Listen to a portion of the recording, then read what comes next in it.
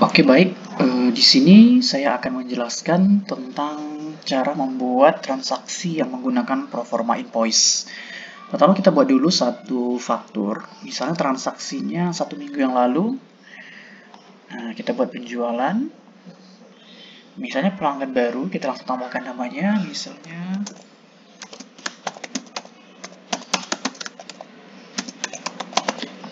nah, Bapak Halim Perdana, pelanggan kita. Produk yang dibelinya misalnya Canon IP23. Nah, printer Canon IPX235.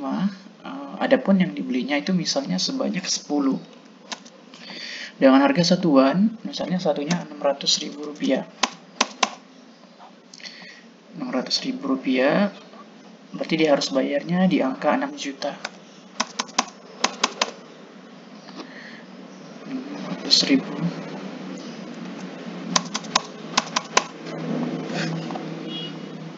Masih 6 juta ya. Oke. Nah, dia harus bayar di angka 6 juta. Transaksinya terjadi misalkan tanggal 18, kita mundurkan misalnya 1 minggu yang lalu, misalnya tanggal 11. Nah, dia harus bayarnya jatuh temponya misalnya 30 hari.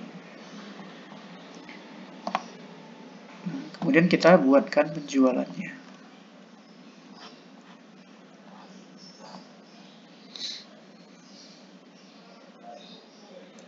Nah, setelah itu statusnya transaksinya berhasil diproses ya.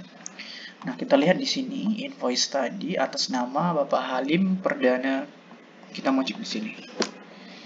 Atas nama Halim. Nah, di sini kelihatan bahwa status tagihannya belum ada pembayaran sama sekali dan masih open. Nah, di sini kita mau bukain proforma invoice-nya. Nah, di hari berikutnya, misalkan di hari ini ya, di tanggal 18 bulan 9, kita mau bukain proforma invoice-nya. Caranya tinggal klik di sini, di nomor invoice-nya, kemudian ke bawah, di tindakan kita pilih, di tindakan kita pilih buat proforma invoice. Nah, di proforma invoice ini kita membuatkan invoice baru dari invoice yang tadi. Tujuannya adalah misalkan ketika si customer itu pengen bayar sebagian. Jadi dari nota invoice tadi akan ditagihkan sebagian. Jadi tujuannya untuk membayar parsial gitu. Nah, ini kita lihat di sini tanggal transaksinya tanggal 11 bulan 9 ya. Tanggal awalnya temponya tanggal 11 bulan 10. Nah, ini mau kita bayarkan hari ini. Di proforma invoice ini mau kita bayarkan per hari ini. Nah, per hari ini kita bukain lagi tanggal 18. Dan bayarnya juga hari ini tanggal 18.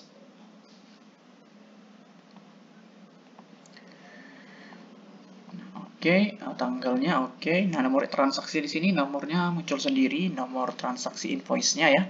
Awalnya fakturnya invoice 59819. Dari itu muncul lagi faktur baru dengan nomor yang sama, tetapi di depannya ada tulisan proforma invoice, proforma 1. Nah, kemudian dari total tagihan 6 juta, misalkan dia bayarnya hanya untuk misalnya 5 item. Nah, 5 item yang dibayarkan. Berarti dia harus bayar 3 juta rupiah. Dan 3 jutanya kita tagihkan di hari ini.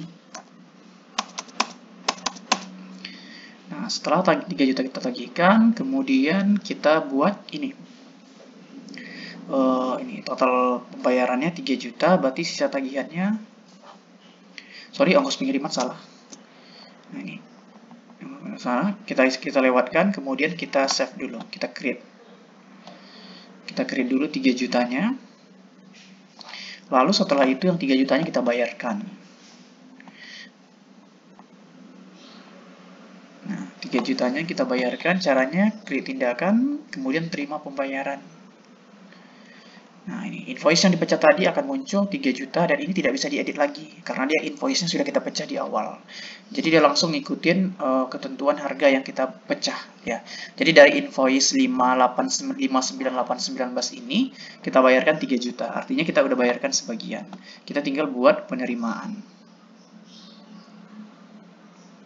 Nah, statusnya di sini sudah berhasil diproses ya. Artinya transaksi uangnya sudah diterima di jurnal, di pencatatan kita. Kemudian kalau kita lihat di sini di penjualan lagi, kita mau cek yang Halimnya.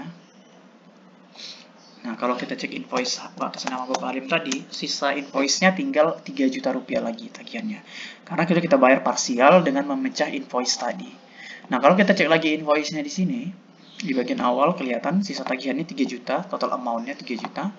Dan ketika kita lihat di sini, ada history yang namanya proforma invoice. Jadi ini udah ada satu proforma invoice yang terbentuk di tanggal 18 bulan 9, nilainya 3 juta rupiah. Itu yang cara membuat proforma invoice dari jurnal.